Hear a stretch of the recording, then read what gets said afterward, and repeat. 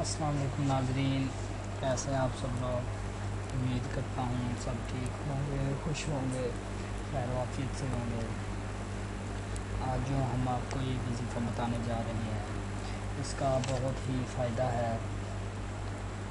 یہ ہمارے روحانی علاج کے لیے بھی ہے کہ ہمارا جو روح ہے اس کو بہتر بنائے گا۔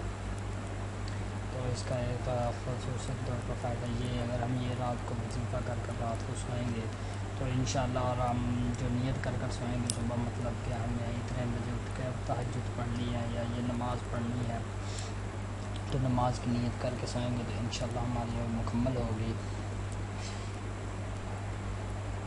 ہم اسی ٹائم کے مطابق اٹھیں گے جس ٹائم کے ہم نیت کر کے سوئیں گے انشاءاللہ، اور ہم اس وقت اٹھ کر ہم اپنی نماز کو ادا کر سکیں گے۔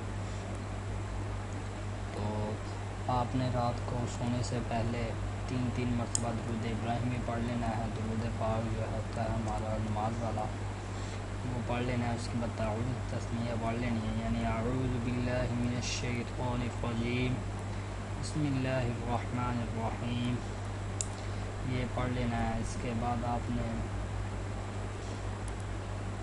سورۃ الکہف 16واں سپارہ اعلی سپارہ ہے، سورۃ الکہف، آخری رکوع اس کا، افحسب الذین کفروا ان یتخذوا عبادی من دونی اولیاء، آخری رکوع ہے۔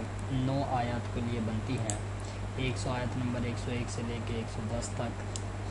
زیادہ کوشش کرنی ہے ہم نے، یہ پورے 9 آیات جو ہیں ان کو پڑھنا ہے، پھر 3 دفعہ درود ابراہیمی پڑھ کے پھر اپنے آپ پہ پھونک مار کے سو جائیں گے انشاءاللہ۔ اگر آپ جس بھی کام کی نیت کر کر سوئیں گے وہ آپ کا انشاءاللہ صبح اسی ٹائم پر اٹھیں گے، وہ اپنا کام کر سکیں گے، آپ اسی وقت پر اٹھیں گے، اپنی نماز وغیرہ ادا کر سکیں گے۔ زیادہ کوشش کریں کہ آپ یہ پورا رکوع پڑھیں، اگر آپ سے نہیں پڑھا جاتا تو آخری جو 5 آیات ہیں، یعنی کہ ان الذین آمنوا وعملوا الصالحات، یہاں سے لے کے آخر تک پڑھیں آپ،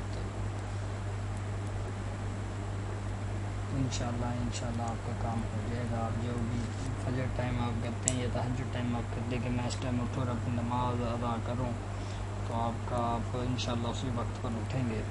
امید کرتا ہوں یہ ویڈیو آپ لوگوں کی بہت ہی فائدہ مند ہوگی اور کام دے ہوگی۔ اگر آپ کو یہ ویڈیو پسند ہے تو اپنے دوستوں کے ساتھ بھی شیئر کریں، کیونکہ وہ بھی اس وظیفے سے بھرپور فائدہ اٹھا کے اپنے نماز ادا کر سکیں، اپنے کام وغیرہ بھی پورے کر سکیں۔